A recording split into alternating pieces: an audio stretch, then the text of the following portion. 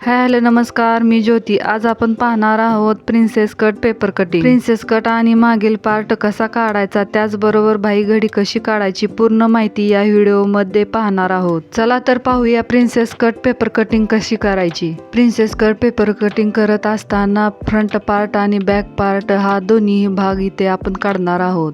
त्यासाठी paper fold करून घ्यायचा. पेपर फोल्ड करून झाल्यानंतर उंची टाकून घ्यायची आहे. उंची आहे 15 वर टिक करून उभी रेष ओढून घ्यायची. त्यानंतर पुढील उंचीमध्ये अर्धा इंच एक्स्ट्रा घ्यायचा आणि रेष ओढायची.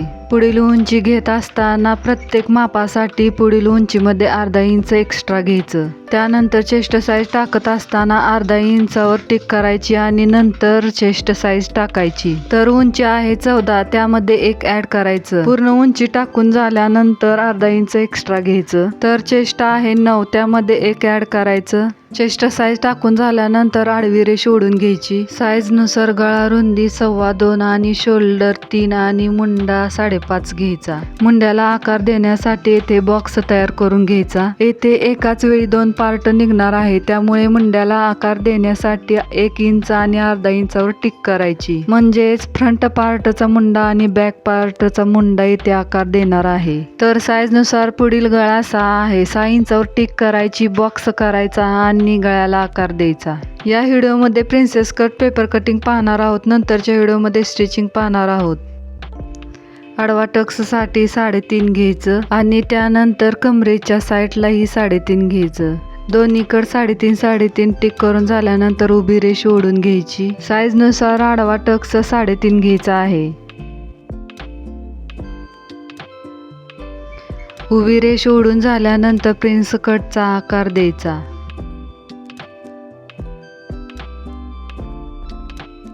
प्रिन्स कटचा आकार दिल्यानंतर येथे खाली 1.5 इंचावर टिक करायची आणि 2 इंचावर टिक करायची उभी. टिक करून झाल्यानंतर प्रिन्सेस कटचा आकार द्यायचा.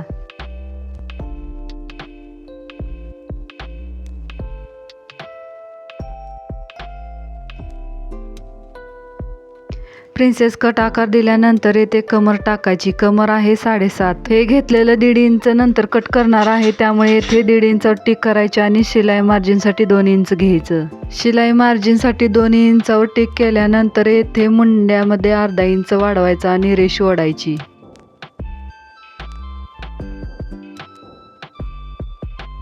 येथे पूर्ण उंची टाकल्यानंतर अर्धा इंच एक्स्ट्रा घेतलं होतं, ते कट करण्यासाठी रेष ओढायची. प्रिन्सेस कटची मापे टाकून झाली आहे. त्यानंतर प्रिन्सेस कट पेपर कटिंग करूया आणि नंतर बॅक पार्टची मापे टाकूया.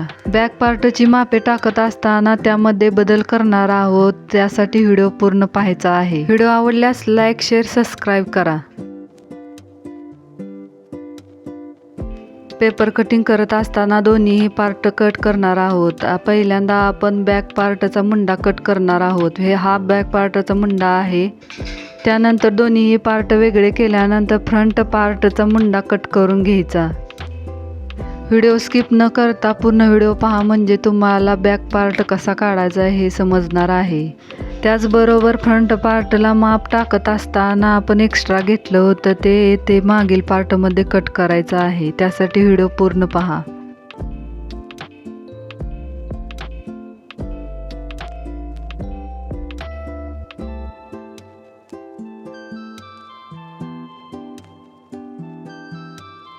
फ्रंट पार्टचं माप टाकत असताना उंची आणि चेस्ट साईज यामध्ये एक्स्ट्रा अर्धा इंच घेतलं होतं, ते कट करून टाकायचं आहे.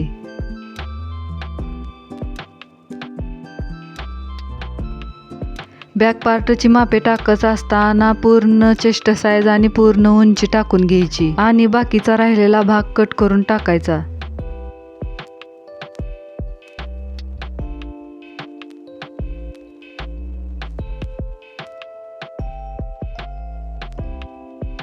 बॅक पार्ट कट करत असताना गळा रुंदी आणि गळा उंची टाकून घ्यायची.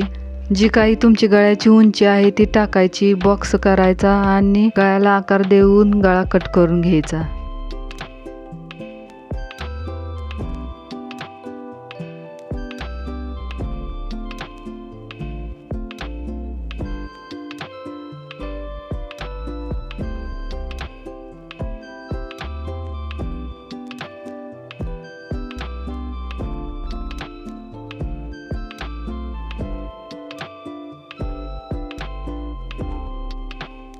बॅक पार्ट तयार करून झाला आहे. बॅक पार्टच्या मुंड्यावरून बाहीची घडी कशी टाकायची हे पाहूया.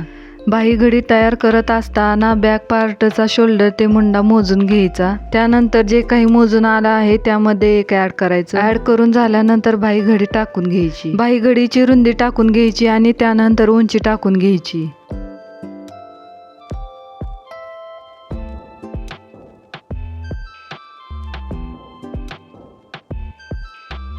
बाही तयार करत असताना खड्डा 2.5 इंच घ्यायचा आणि आकार व्यवस्थित येण्यासाठी तिरके 2.5 घ्यायचं आणि आकार द्यायचा. बाहीची उंची कमी असल्यामुळे मी खड्डा 2.5 घेतला आहे. बाहीची उंची जास्त असेल तर खड्डा 3 घ्यायचा.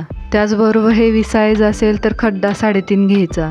बाहीला आकार दिल्यानंतर दंडघेर टाकायचा. दंडघेर टाकायचा आणि शिलाई मार्जिनसाठी 2 इंच एक्स्ट्रा घ्यायचं. शिलाई मार्जिन घेत असताना 1.5 इंच किंवा 2 इंच घेऊ शकता.